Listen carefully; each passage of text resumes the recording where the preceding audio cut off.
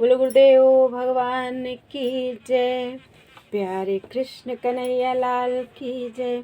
श्री लिंग महापुराण 8वां अध्याय शिव महामंत्र के जप से ब्राह्मण पुत्र दुराचारी धुंधमुख का शिव की कृपा से शिव गणत्व को प्राप्त करना।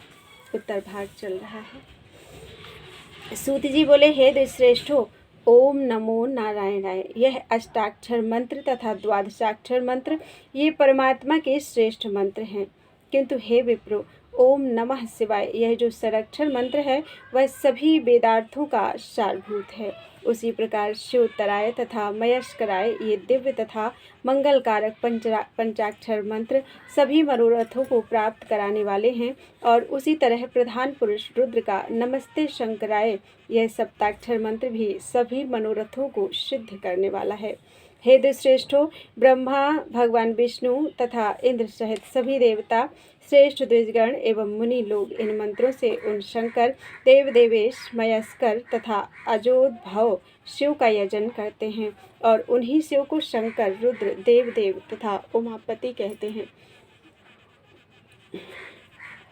नमः शिवाय, नमस्ते शंकराय, मयस्कराय, रुद्राय, शिवतराय इन मंत्रों का जप करके विप्र ब्रह्म हत्या आदि महापातकों से क्षण भर में मुक्त हो जाता है। पूर्व काल में प्रभु मनु के तीसरे आवर्त चतुर्युग के त्रेता युग में कोई धुंधुमुख नामक सामर्थ्य संपन्न द्विज था। मेघवाहन कल्प में परमात्मा शिव का मेघ रूपी वाहन बनकर देव जनार्दन विष्णु ने अत्यंत आदर के साथ उन महादेव कृत्तिवास व्याघ्र चर्मधारी ईश्वर रुद्र का वहन किया था। तब रुद्र के अत्यधिक भार से पीड़ित होने के कारण वे श्वास उच्छ्वास से रहित हो गए। इसके बाद उन कमल नयन विष्णु ने सितिकंठ शिव को उद्देश्य करके तपस्या की और अपनी तपस्या के द्वारा परमेश्वर तथा परमात्मा शंकर से परम ऐश्वर्य और अद्भुत बल प्राप्त किया। इसीलिए वह कल्प मेघवाहन नाम से विख्यात हुआ। उस कल्प में पूर्व जन्म में किसी मुनि के शाप के कारण धुंधुमुख के यहाँ पुत्र उत्पन्न हुआ।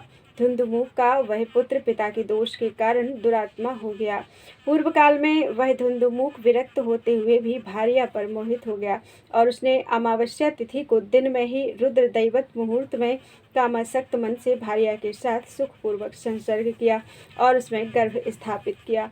तत्पश्चात हे मुनि श्रेष्ठो, विशल्या नामक उस मुनि पत्नी ने शनि की दृष्टि वाले भयंकर मुहूर्त में अत्यंत कष्टपूर्वक एक पुत्र को जन्म दिया। माता पिता तथा अपने लिए अरिष्टकारी होकर उसने जन्म लिया था।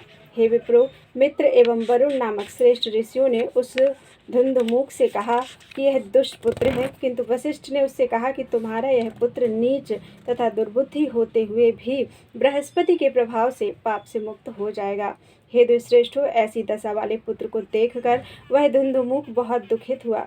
उसने विधि पूर्वक उसके जात कर्म आदि संस्कार करके स्वयं उसे सम्यक प्रकार से पढ़ाया। उस धुंधुमुख के पुत्र ने भली भांति अध्ययन किया। हे सुव्रतो, इसके बाद उसका विवाह कर दिया गया। तब वहां से जाकर वह गुरु सेवा में निरत हो गया। हे दुश्रेष्ठो, इसी पूर्वोक्त दोष के कारण वह धुंधुमुख पुत्र किसी शूद्रा को देखकर मदोन्मत्त होकर अपनी भार्या के समान उसके साथ दिन रात भोग करके उसके पास पड़ा रहता था। वह दुजाधम तथा दुर्बुद्धि अपनी परम धर्म गति का त्याग करके उसके साथ सैया पर स्थित होकर दुराचार में रत रहता था। वह कामोद्दीपन के लिए उसके साथ मदिरा भी पीता था। हे दुश्रेष्ठो, किसी कारण से उस शूद्रा के साथ उसका विरोध हो गया और उस पापी ने अभद्र शूद्रा को मार डाला। तब उसके भाइयों ने उस धुंधुमुख के पिता को मार डाला। इसी प्रकार उन्होंने उस दुर्बुद्धि की माता, सुंदर पत्नी तथा उसके सालों पत्नी के भाइयों का भी वध कर दिया। हे सुव्रतो, इस प्रकार क्षण भर में उसका कुल विनष्ट हो गया और उस शूद्रा का संपूर्ण कुल भी राजा के द्वारा मार डाला गया। तत्पश्चात जिस किसी तरह वहां से निकलकर वह धुंधुमुख पूर्व काल में महेश्वर महादेव से पाशुपत व्रत प्राप्त करके रुद्र जप में तत्पर मुनिश्रेष्ठ बृहस्पति के यहाँ प्रारब्धवश पहुंचकर उनसे सर्वश्रेष्ठ पंचाक्षर तथा षडाक्षर मंत्र ग्रहण करके और बाद में उस पंचाक्षर तथा षडाक्षर मंत्र को पृथक पृथक 1,00,000 बार जप कर और इस प्रकार दिव्य 12 मासिक व्रत को विधि पूर्वक करके अंत में आयु के समाप्त होने पर मृत्यु को प्राप्त हुआ। यमलोक में यमराज के द्वारा वह बहुत सम्मानित किया गया।